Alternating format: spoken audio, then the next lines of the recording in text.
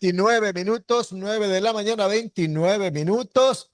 Siempre hay que recordarles a ustedes, amables oyentes, que están en sintonía de Radio Atalaya y su programa de opinión política Punto de Vista. Así que estamos ya en enlace con nuestro siguiente invitado. Se trata del ingeniero Jorge Guate Resuán, quien antes fuera, entre otros cargos, presidente del directorio del Instituto Ecuatoriano de Seguridad Social. Ingeniero Mendoza, usted tiene la palabra. Gracias al licenciado Alcides Montilla y también a nuestro compañero, el licenciado Julio Ayala Serra. En efecto, estamos con el ex presidente del IES, el ingeniero Jorge Guate Rechuán. Pero Jorge, aparte de ser un destacado empresario privado, estuvo en la función pública en algunas áreas en donde tuvo una muy buena labor. Una de ellas fue en EMCO, y quiero aprovechar porque el actual presidente, que tiene un mes en funciones, el máster Daniel Noboa Sin, ha decretado que el nuevo presidente de EMCO proceda con el cierre y la liquidación de dicha empresa. Es decir, ya no habrá una empresa coordinadora de empresas públicas. Díganos una cosa, Jorge. El espíritu de EMCO al creársela pues fue obviamente coordinar a las EPs y que las mismas no sean islas, que no sean islas que estén aisladas las unas de las otras. Entiendo que ese era el espíritu. Uno lo ve desde afuera como periodista, como analista.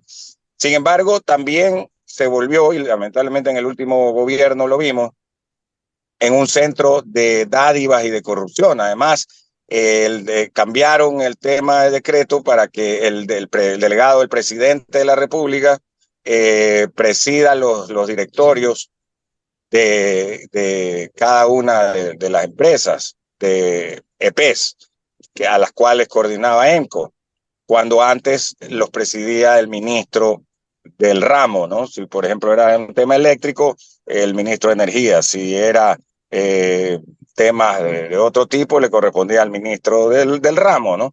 Pero esto cambió. Entonces la pregunta es, ¿qué opina usted de esa decisión de Daniel Noboa como presidente? Querido Andrés, Julio, Alcides, antes que nada, un fuerte abrazo, una feliz Navidad para ustedes, para sus familias, y un abrazo enorme y traslado estos deseos para todos los radioescuchas. Miren, aquí voy a hacer un análisis, voy a intentar ser lo más objetivo posible, ¿verdad? Porque yo creo que hay que hacer el análisis del contexto completo en función del por qué se creó EMCO. EMCO se crea en finales del 2015, yo fui su primer representante del presidente de la República, porque en ese entonces el presidente, en una reunión con todas las empresas públicas, se dio cuenta que eran un desorden completo. No existía una norma o un agente controlador que las tenga en orden. Por eso fue creado el EMCO, para que en su estructura que tenías en el directorio, creadas por el ministro del ramo presidiéndola, por el representante del presidente de la República y por el representante del CEMPLADES, el EMCO se convierta en el representante del presidente de la República en todas esas empresas públicas, con un mandato de generar eficiencia, transparencia, orden, de que se puedan generar sus estados financieros y que en el tiempo incluso se puedan abrir al mercado de capitales. Ese fue el objetivo principal de la creación del EMCO y fue el objetivo que planteamos durante el año y medio en el cual estuve yo asumiendo esa labor, funcionando como presidente del EMCO y también siendo presidente de todas las empresas públicas, porque aquí quiero recordar algo. Durante finales del 2015 y todo el año 2016, hasta mayo del 2017, los ministros del ramo presidían por la ley de empresas públicas cada una de estas empresas, esos directorios. Pero en el 19 de mayo del 2017 existe una reforma a la ley de empresas públicas planteada por Semplades, que fue aprobada, en el cual cambia esa presidencia y le da la presidencia al presidente al EMCO como institución. Se la da al EMCO. Y el EMCO entra a presidir las empresas públicas. Ahora hay que entender una cosa. El EMCO es un órgano colegiado. El EMCO no es el presidente el que toma las decisiones. Toda esta información pasa por un directorio. Eso quiere decir, si usted iba a nombrar a un gerente, eso primero pasaba una terna, se revisaba el perfil de la terna se entregaba al directorio del EMCO, el EMCO revisaba, elegía uno y eso iba al directorio de la empresa pública, donde en el directorio de la empresa pública la presentaba el presidente esa terna y de nuevo en otro órgano colegiado se filtraba una vez más el nombre de quien tenía que gerenciar esa empresa. El EMCO en ese momento eliminó un sinnúmero de empresas públicas. Iniciamos con 29 y hasta que yo estuve terminamos en aproximadamente 20 o 19 empresas públicas. El día de hoy esa cantidad se ha reducido un poco más.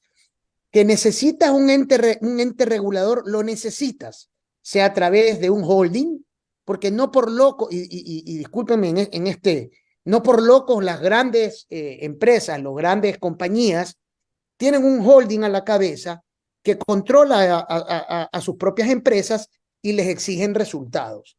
Y yo sí creo que debería existir un organismo que las controle a la medida que estas empresas públicas presenten, obviamente, resultados a un ente controlador, que en este caso es el holding. Por eso es que yo, en lo particular, no estoy muy de acuerdo en función de la eliminación del EMCO. Usted no resuelve un problema eliminando las instituciones. La corrupción no se elimina de esta manera. La corrupción, y ya ha sido más que comprobado, lo hemos visto por todos lados, se mete por las tranqueras. Tenga un ente regulador o no tenga un ente regulador. Que abusaron del EMCO, eso es otra cosa. Que no cumplieron en el gobierno anterior los objetivos de lo que tenía que realizar el EMCO es otra cosa. Que las cabezas se concentraron en hacer negocios o nombrar gerentes y controlar las empresas públicas para ser negociados es otra cosa. Pero eso no debería eliminar el fondo del por qué se creó esta institución, que no debería ser una institución que muy pequeña, ojo, ¿no?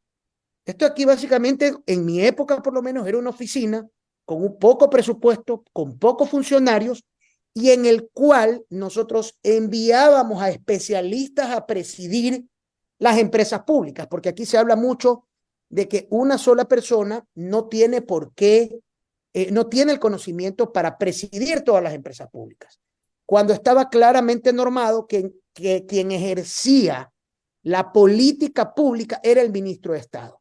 Ahora, ¿qué pasaba cuando el ministro de Estado presidía las empresas públicas? Cada ministro, cada vez que se cambiaba, que era recurrente, cada 6 meses había un nuevo ministro de minas y petróleo, o un ministro de energía, de electricidad, o un ministro de transportes y obras públicas, cambiaban los gerentes. Entonces, usted tenía permanentemente cambios de gerentes de las empresas públicas cuando usted debería tener estabilidad en las gerencias, que era lo primero que te observaban los auditores cuando mandabas a hacer las auditorías. Ahora, ahí vienen otros problemas. Se cuestionaba por qué las empresas públicas no tienen una auditoría. Pero se cambiaba, perdón que te interrumpa, Jorge, se cambiaban también por temas políticos muchas veces, ¿no? Sí, sin duda que existía lo político, pero lo político se discutía sobre lo técnico y muchas veces se mantenía en función de la gestión de esos gerentes. En el tiempo, por lo menos en el que yo estuve, había una discusión, había una presentación de perfiles, había un análisis de perfil. Usted no elegía a cualquier persona a dedo para poder entrar en una empresa pública. Existían filtros que venían desde SEMPLADE, la Secretaría de la Administración Pública, el presidente del EMCO. Primero pasaba el filtro del EMCO. Había una calificación, una política pública para poder elegir al gerente de esta empresa pública, que terminaba esa carpeta en la empresa pública, y ahí había una decisión en la cual ya se involucraba el ministro del ramo, el secretario de SEMPLADE y el representante del EMCO. Había todo un proceso de filtro. Ahora, esto de acá, usted sabe que nadie viene con un letrero y decir yo no soy corrupto, pues no. O yo no voy a crear un círculo de corrupción dentro de la empresa, o me voy a coordinar con el ministro, o yo voy a entrar a robar. Eso nunca sucede. Siempre la corrupción puede entrar por las tranqueras. Así presida el presidente del EMCO, así exista o no existe el EMCO, así nombre el ministro del EMCO, o así nombre el Vaticano al gerente de la empresa pública. Siempre el problema va a persistir, porque esto no es un problema de instituciones, sino de personas.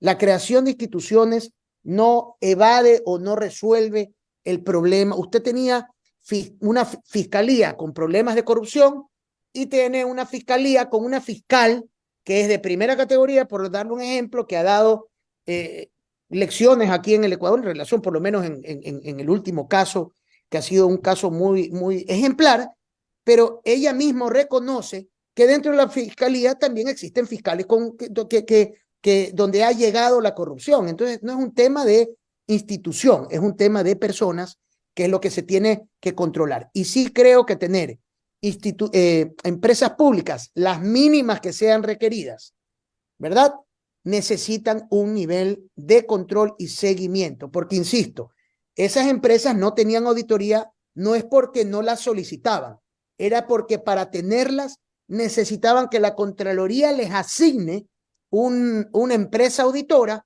y en esto la Contraloría se tomaba meses para nombrar a un auditor. Ergo, no existía auditoría en las empresas públicas. Entonces, aquí lo que se requiere es una profunda reforma a la ley de empresas públicas, donde regule no solamente a la del Ejecutivo, sino también a las empresas públicas que están relacionadas con municipios, que hay unas muy buenas, muy ordenadas, muy auditadas, como por ejemplo las de municipios grandes como las de Quito y Guayaquil. Y también usted tiene universidades que crean empresas públicas, básicamente, que se dedican a conectarse en algunos casos con contratistas para poder ser asignados con obras a dedo. Y eso es una realidad. Eso es una realidad que hay que revisarla, hay que claro que es una purgarla, realidad, como usted dice. hay que purgarla, porque dentro de la ley de empresas públicas establece que si usted, como empresa pública o como institución pública, contrata con una empresa pública, no necesita concurso y no necesita garantías en las obras. Entonces, hay una reforma que se trabajó en el año 2017, la dejamos, pero bueno, el tiempo la hizo desaparecer. Yo ya cambié de funciones y obviamente lo que vino posterior ya escapa de mis manos, ¿no? Claro, así es, las 9:41 minutos. Discúlpeme que me haya tomado, discúlpeme que me haya tomado tan largo, pero esto necesita una explicación mucho más grande de lo que se está discutiendo el día de hoy y de lo que sucedió en el gobierno anterior con esta institución como el EMCO, ¿no? Que en efecto lamentablemente ocurrió. Y es cierto que el tema realmente es de personas y no de leyes. Lo que pasa es que muchas veces, que cuando van las personas equivocadas, no las cambian a tiempo, o hay compromisos, o qué sé yo, no las cambian a tiempo, no hay los correctivos, y se dan los problemas como se dieron en el gobierno anterior. Vamos con las preguntas del licenciado Alcides Montilla García. Sí, saludamos pues al ingeniero Jorge Guate Resuán, y le quiero preguntar sobre el mismo tema, ¿verdad? Porque si las empresas que están alrededor de ENCO han demostrado exceso de gasto, han demostrado ineficiencia y falta de transparencia, hay que primero depurarlas mediante un diagnóstico y luego liquidarlas. Y eso no ocurre en un mes, porque ¿qué vamos a hacer con esas empresas? ¿La vamos a vender? ¿La vamos a concesionar? ¿La vamos a delegar? ¿O qué se va a hacer con esas empresas? Porque hay algunas que deben de seguir existiendo a mano del gobierno y otras que no. ¿Cómo podemos hacer en esos casos, Jorge? Le vuelvo a recordar a mi querido Alcides Eso es un proceso que yo ya lo viví. Para mí esto es una discusión vieja que vuelve a renacer en este momento o que vuelve a la discusión pública, ¿no? Yo recibí 29 empresas públicas. Acuérdese que existían Pharma, acuérdese que existían empresas constructoras, existía empresa importadora, existía una empresa pública de importación. Todo eso lo eliminamos. Sugerimos en su momento y fusionamos los medios públicos, porque usted tenía usted tenía el telégrafo por un lado y tenía los canales de televisión por otro lado, y todo eso se lo fusionó para hacer una sola empresa de medios públicos. Reducimos al mínimo a la empresa Correos del Ecuador, que después entró en liquidación. Acuérdese de TAME era un desastre que generaba pérdidas tras pérdidas y nosotros la sacamos a la venta y no tuvo un solo postor a un valor de 67 millones por la cantidad de pérdidas que tenía y lo que costaban eran las frecuencias. También sugerimos en su momento y fue aprobado, me acuerdo en el gobierno de Rafael Correa en ese entonces, fue aprobado la fusión que el día de hoy ya se dio en el gobierno de Lenín Moreno, la fusión de Petroecuador con Petroamazonas, porque no la necesitamos. También planteamos la fusión entre CENEL y SELEC. También entramos al proceso de venta de activos y también de venta de participación al sector privado de participaciones de CNT, porque era una empresa que necesitaba ya tener una participación pública, privada, que usted puede llegarlo de acuerdo a la Constitución hasta el 49%, pero con administración del 100%. Entonces, todo esto sí se puede dar. Usted puede hacer que Petroecuador, usted puede hacer que las eléctricas, una vez que se fusionen, ojalá que la fusionen CENEL y SELEC, que deberían ser una sola, como es en algunas partes del mundo donde todavía son públicas, y usted puede salir a vender el 49%. El 49%, convirtiéndolas en una sociedad no mínima, puede pasar a la administración privada y el 51% del accionista es el Estado, pero el 100% de la administración está en manos de un privado. La ley lo permite. Aquí lo que falta es una decisión política, ahí es donde la política, obviamente, y el desgaste que genera esto políticamente, frena a los gobiernos de tomar esta decisión. Muy bien, hablemos del IES. Usted fue presidente del directorio del Instituto Ecuatoriano de Seguridad Social en el gobierno de Lenín Moreno. Todas las papas calientes, mi querido Alcides. Sí, mire, ¿qué pasa ahora, no? En este año, el anterior gobierno formó una comisión presidida por Augusto de la Torre. En el mes de julio presentó una serie de propuestas y ahí quedaron. Se pensó que esas propuestas de repente iban a ser enviadas a la Corte Constitucional para que, bueno, empiece a funcionar. El asunto que ha quedado ahí en este gobierno, parece que ese informe no lo van a tomar en cuenta. Pero, y aquí viene la pregunta que me preocupa porque yo soy jubilado, la declaración que ha hecho el nuevo presidente del directorio, don Eduardo Peña, quien habló que el IES solo tiene dinero para pagar 4 años de pensiones. Oye, 4 años no son mañana ni pasado, es ayer. Entonces, ¿qué podemos hacer? Porque yo no quiero pensar que lleguen esos 4 años y un día nos digan, ya no hay dinero para pagar las pensiones, y ahí empieza el ayayay, el grito, la protesta de muchísima gente. Y ahí, ¿qué podemos hacer? Pues ahora que todavía hay tiempo, yo le pregunto a usted, primero, si es que es realidad lo que ha dicho don Eduardo Peña Hurtado, de que va a haber dinero para pagar 4 años de pensiones. Y segundo, ¿podemos hacer algo ahora o seguimos relegando las soluciones del IES para después? Mi querido Alcides, esto ya lo hemos discutido desde que fui presidente del IES y lo vamos a seguir discutiendo los próximos 4 años. Ojalá, mire, yo le deseo a Eduardo, a quien conozco, el mayor de los éxitos, y creo que está haciendo lo correcto, está diciendo la verdad. Yo hice exactamente lo mismo, decir la verdad.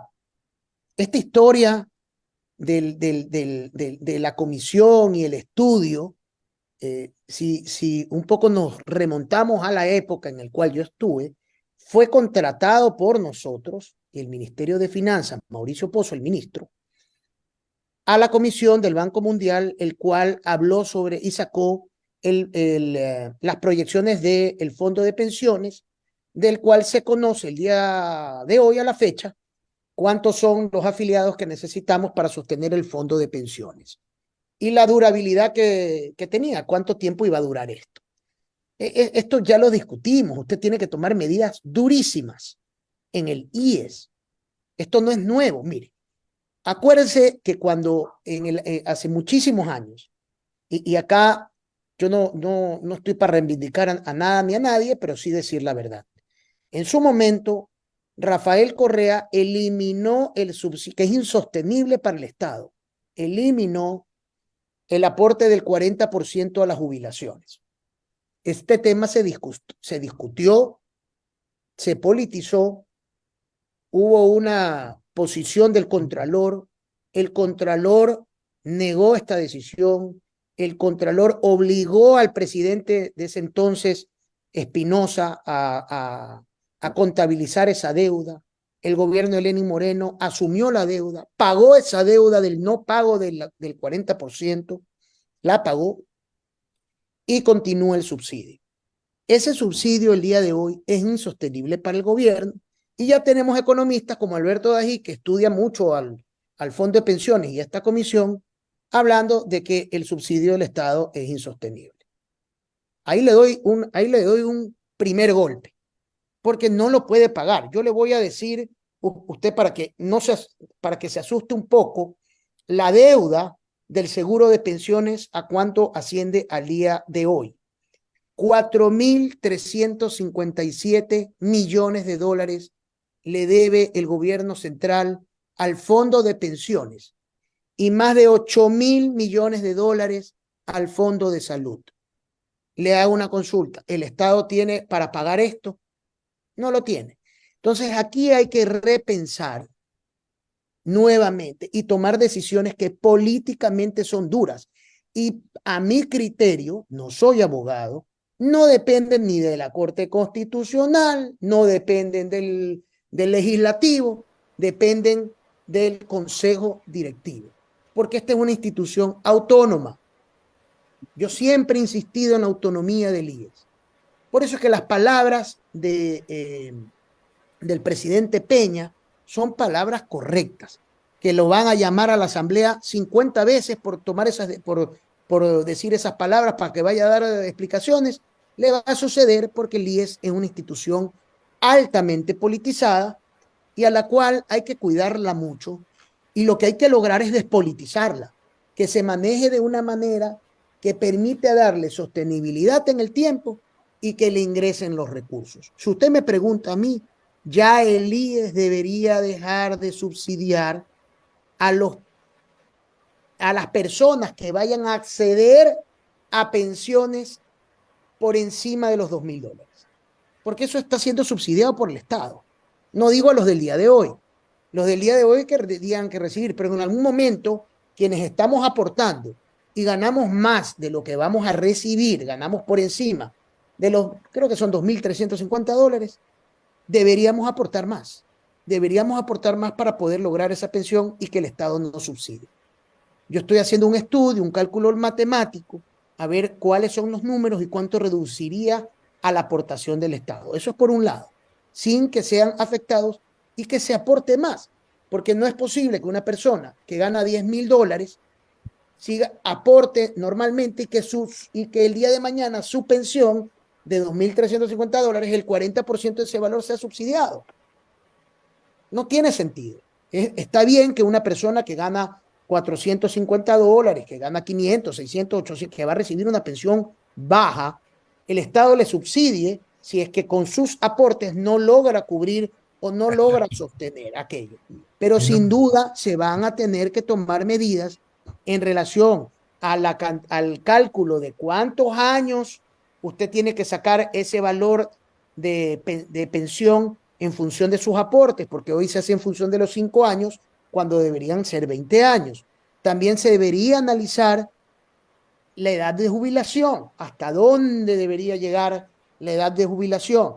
Por el otro lado, también cuándo uno debería, cuántas aportaciones uno debería dar, y finalmente se debería hacer un análisis desde cuál es la mínima y cuál es la máxima, siempre pensando en que al jubilado hay que garantizarle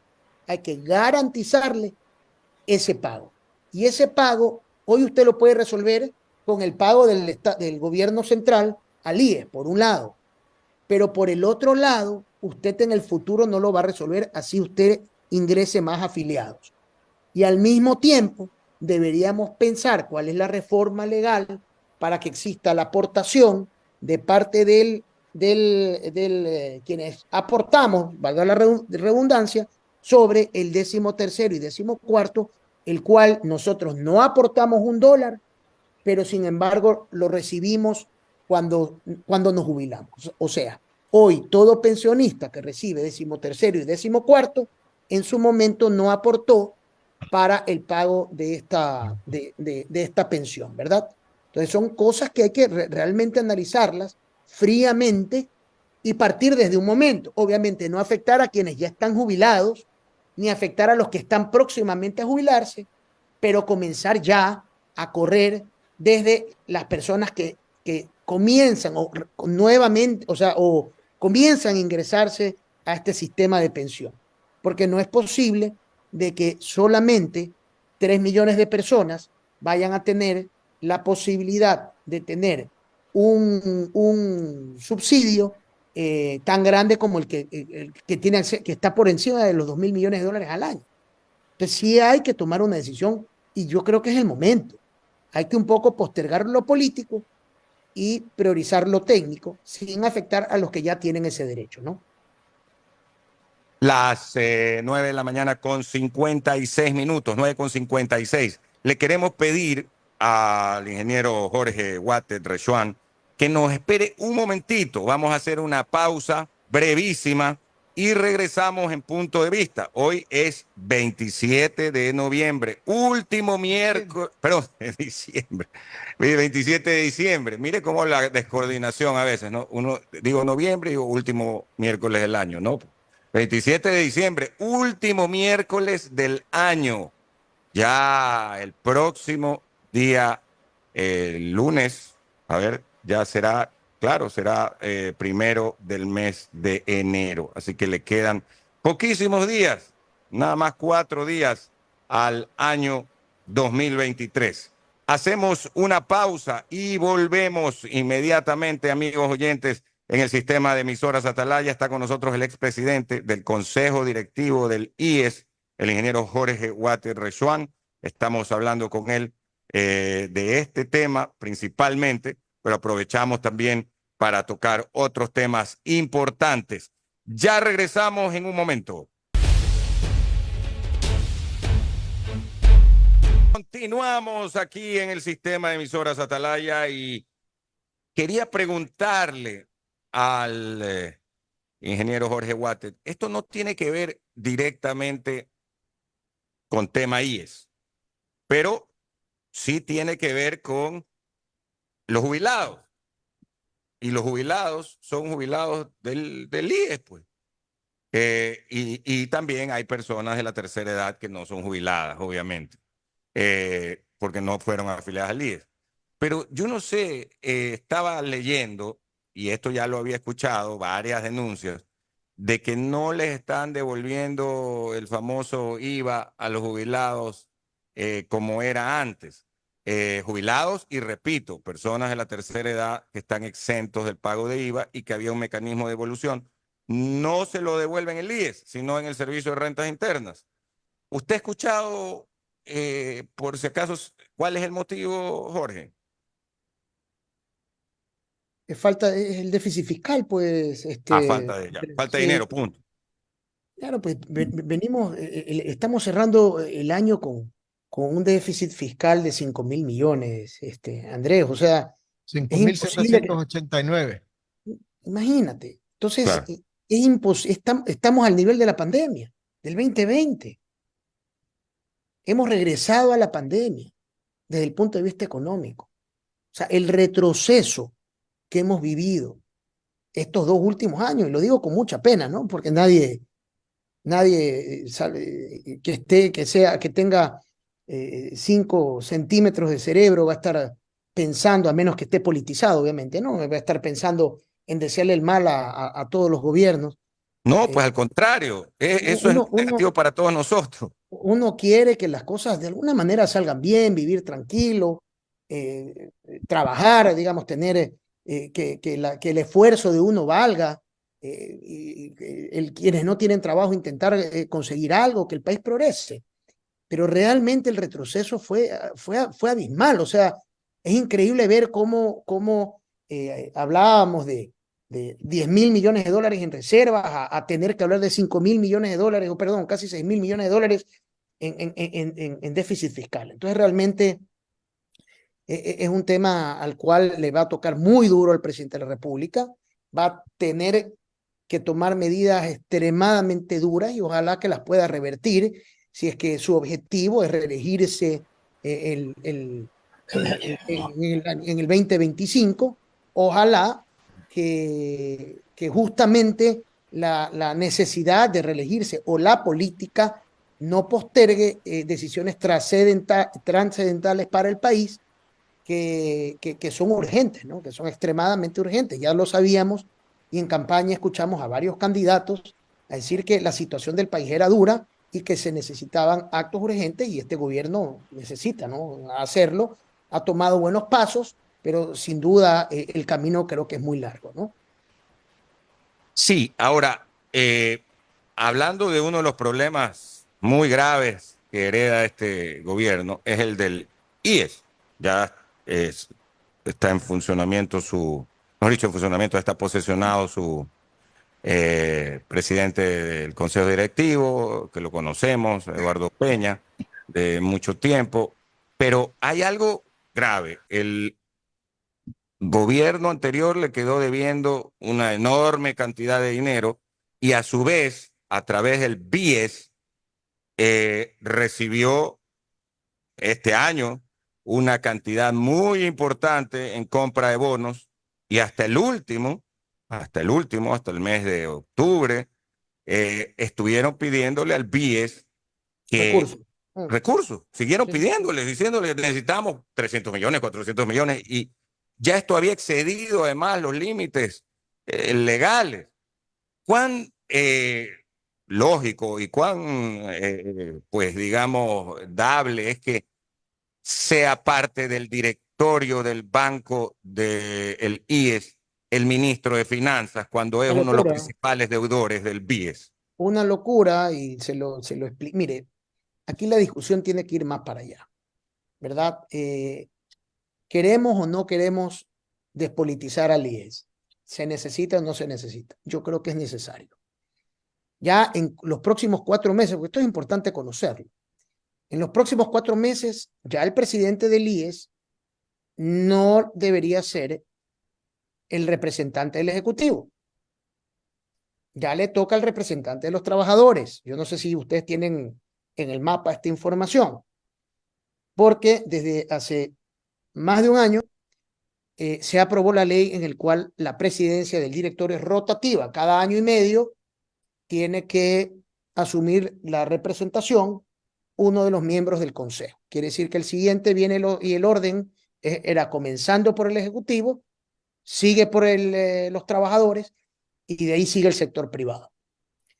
Y por el otro lado, si hay que hacer una reforma en el caso del BIES, sin duda debería existir la eliminación del representante del Ministerio de Finanzas, porque no tiene nada que hacer ahí. No tiene nada que hacer ahí. Con todo el respeto, he estado ahí. Y sentado ahí pensaba exactamente lo mismo.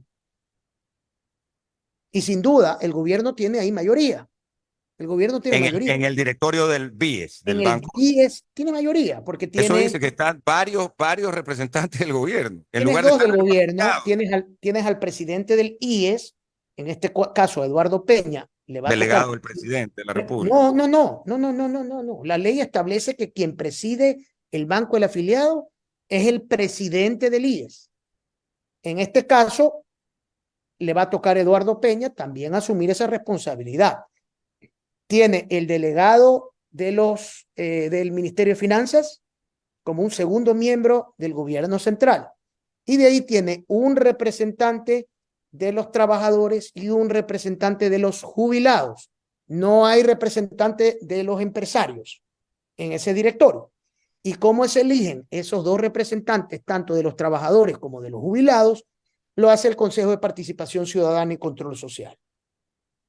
Entonces, en una votación, si es que se niegan los dos representantes que no son del Ejecutivo, con el voto de los dos del Ejecutivo, quiere decir Ministerio de Finanzas, presidente del IES, el actual, y con la dirimencia que tiene el presidente del directorio, puede sacar adelante decisiones como el seguir invirtiendo en bonos del Estado, por darles un ejemplo. El próximo año, en cambio, usted va a tener que el presidente del BIES va a ser el miembro de los trabajadores y ahora los trabajadores van a tener 2 votos en el directorio del BIES, el ejecutivo va a tener 1 voto y los jubilados va a tener 1 voto. Y así va a ir dando vuelta en el tiempo, ¿no? Las 10 de la mañana con 11 minutos, 10 de la mañana con 11 minutos, don Julio Osvaldo Ayala Serra. Gracias, Andrés. A ver, don Jorge Watted, qué gusto de saludarlo nuevamente a los tiempos. Dígame una cosa, usted dio una frase que me encantó, porque yo también le he repetido permanentemente, pero no sé por qué no se la usa. La ley lo permite. La ley permite las asociaciones público-privadas, la ley permite las concesiones, la ley permite tantas cosas. Y la pregunta que le hago, Jorge, porque usted lo vivió, ¿por qué no se lo hace? Mire, déjeme contarle esta historia, mi querido Julio. E insisto, le respondo rápidamente, por el nivel de politización que tiene la institución. Yo todavía me acuerdo haber hecho una declaración en un medio de comunicación que yo sí me arriesgaría a coger un centro pequeño de salud del IES y ponerlo, la operación, en manos privadas. Tuve que asistir por esa declaración 7 veces a la asamblea, por una declaración en un medio de comunicación. Entonces, todas esas personas que daban vuelta políticamente sobre el IES hacían escándalo hablando de que queríamos privatizar la institución. Y yo le voy a dar una explicación rápida. Hoy el IES tiene 101 hospitales. Existe un déficit enorme en el Fondo de Salud.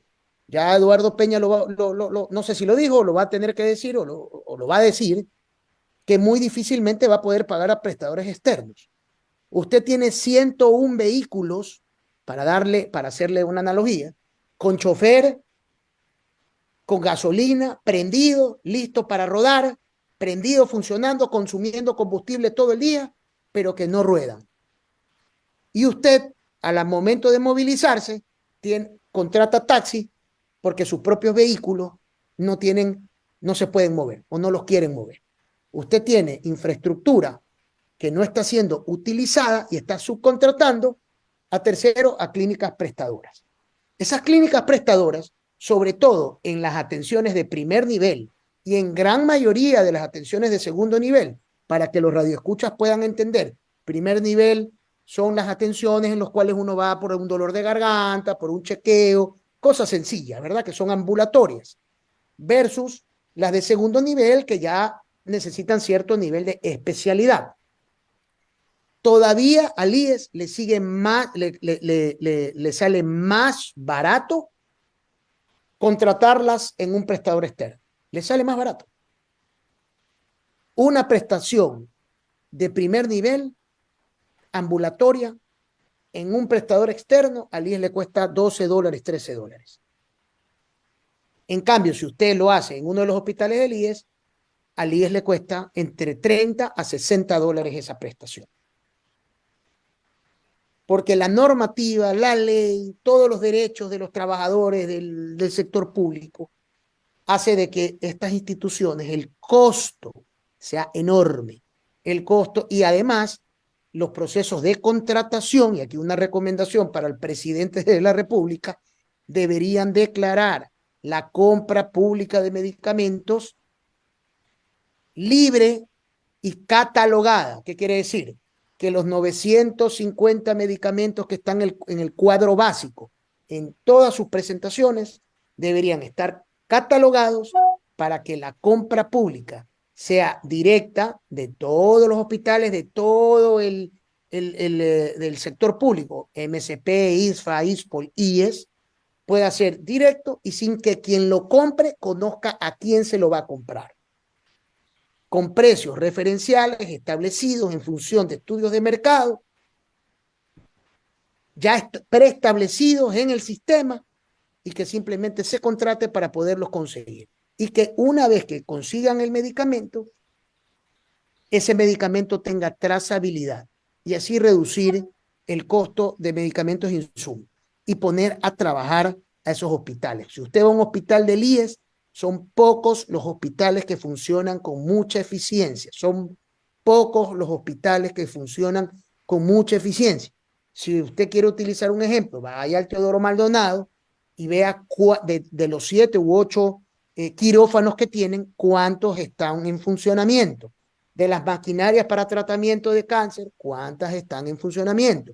¿Y por qué tenemos que derivar siempre pacientes a los hospitales de la ciudad de Guayaquil? Porque no existe capacidad, más bien existen operaciones represadas que, si no me equivoco, se mantienen entre las 7.000 y 8.000 a nivel nacional. Entonces, el costo en salud para el IES es el doble de lo que le debería costar. Y eso se tiene que resolver. Y el día de hoy, si usted pregunta a mí, usted debería buscar otro mecanismo de gestión para el sistema hospitalario del Seguro Social. Pero hay una situación, y eso le quiero preguntar a Jorge. ¿Por qué razón el Seguro Social tiene que atender, aparte de los afiliados, a personas que no están afiliadas, y el Seguro Social se hizo para los afiliados? Sin duda. Las disposiciones de atender en salud a las mujeres, a la moza, a la querida, a los hijos, a los internados, ¿de dónde sale? ¿Sale de alguna ley orgánica o sale de una propia disposición del Seguro Social? Fue una decisión del Seguro Social en su momento. El Seguro Social es autónomo, ¿por qué no la elimina? Mire, el Seguro Social, ¿por qué? Porque políticamente le genera un problema y le genera bulla, calentamiento de las calles, etcétera, etcétera. Al gobierno, pero no al IES, pues. Sin duda. Sin duda. Fue otra declaración que me tuvo a mí asistiendo a la asamblea. Los hijos menores, mire, es una linda decisión que atienda a hijos menores de 18 años. Está muy bonita, pero siempre y cuando... Pero que el gobierno pague, pues. Oiga, pero que el gobierno pague, pues. Es que el gobierno, por esa atención, pues. Con mucho respeto, Julio, no debería pagarlo el gobierno, sino el que quiere que a sus hijos se los atienda. Porque no todos los afiliados tienen hijos menores de 18 años. Pero, perdóneme, Jorge, pero la Constitución dice que la área de la salud la tiene que atender el Estado central, es decir, el gobierno central. No tengo yo por qué pagar encima de que aporto al Estado central. Todavía tengo que aportar para que el IES me atienda a mis hijos. No Julio, tengo yo por qué aportar. Sencillo, porque la salud pública la da el Estado gratuitamente a través del Ministerio de Salud Pública, no del IES. Por eso. Entonces, ahora, si el gobierno quiere que se atienda, si el gobierno quiere que se lo atienda a través del IES, pague, pues. Si la responsabilidad de la salud pública es del gobierno, no del IES. El IES tiene la responsabilidad de atender a sus afiliados. ¿Por qué tiene que el IES asumir la responsabilidad del gobierno? Le insisto, Julio, la decisión no fue del gobierno central, la decisión fue del Consejo Directivo del IES, por una decisión política del gobierno, con el gobierno, cuadrando los votos en el Consejo en su momento. Verá usted a saber cómo fue esa decisión. Pero el IES le daba atención, si no me equivoco, a hijos menores de 8 años hacia abajo. Hasta ahí daba el IES. Y amplió a 18 a 17 años hacia abajo. Así fue.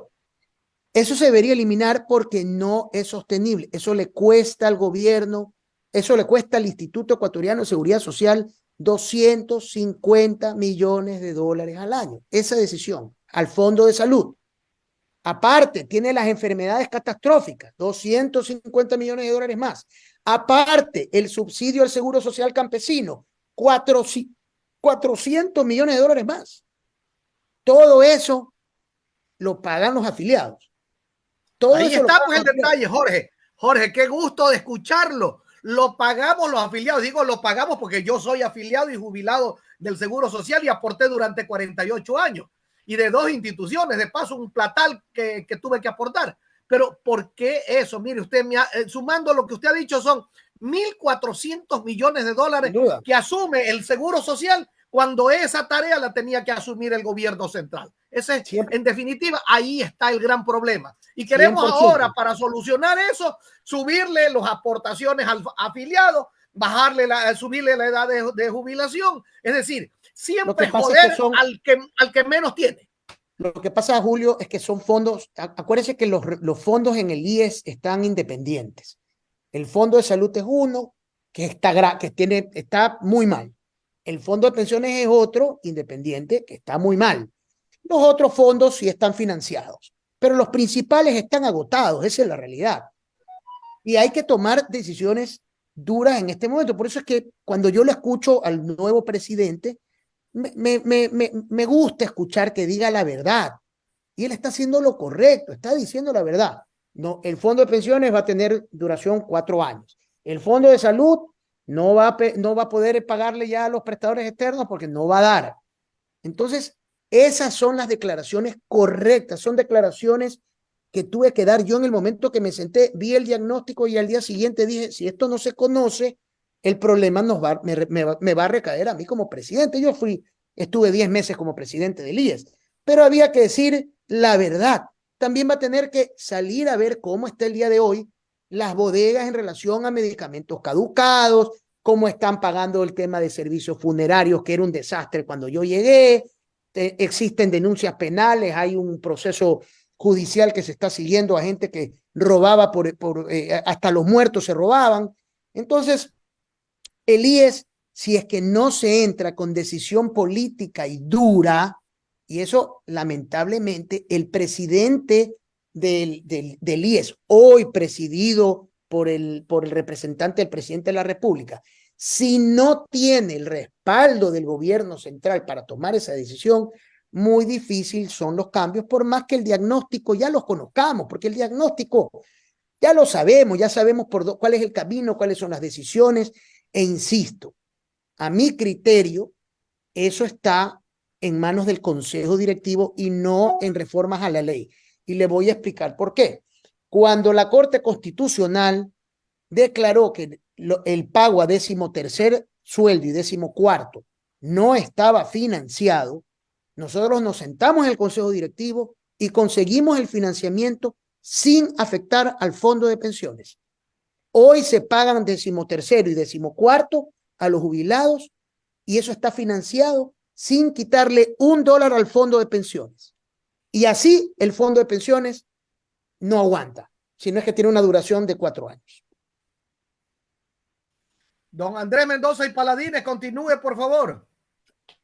Sí, para agradecerle al ingeniero Jorge Watted, el tiempo lamentablemente no solo que es nuestro peor enemigo, sino lo que no nos permite poder seguirle preguntando, porque la verdad es que da para bastante más poder hablar y sobre todo hacer una cirugía aquí en el programa, una cirugía, digamos, de diagnóstico. No sería una cirugía entonces, un diagnóstico profundo del IES y recetas que ayuden realmente a mantenerlo en el tiempo y a seguir cumpliendo con los afiliados y con los jubilados, que es lo más importante.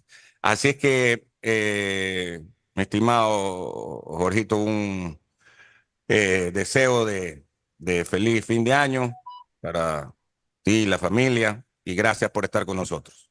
Un abrazo a ustedes, siempre es un honor comparecer en esta radio. Yo siempre digo que me siento en casa cada vez que tengo una invitación con ustedes. Un aprecio enorme para ti, Andrés, mi vecino, a don Alcides, mi compañero Así es, de somos vecinos. equipo, don Julio, Así un es, ejemplo congresista. en relación a lo que es análisis político. Son personas Aquí a los está el cuales azul. le tengo, sí, como siempre, mi querido Alcides. Don Julio, que es un referente en lo que ha sido la política ecuatoriana, un hombre pulcro, el cual que es un ejemplo a seguir a ustedes por hacer comunicación. Yo los escucho permanentemente. Aquí en mi casa somos asiduos oyentes de Radio Atalaya y de su programa. Y un abrazo a los radioescuchas. Que tengan un feliz 2024 y esperemos y aspiramos de que el país vaya por la senda correcta, digamos, ¿no? Que se cometan la menor cantidad de errores y que este país salga con positivismo y con la bendición de Dios adelante. Muchísimas gracias. Así es, necesitamos ese positivismo y la bendición de Dios para el 2024 en el Ecuador. Definitivamente. Era el expresidente del IES, el ingeniero Jorge Guate Rechuán.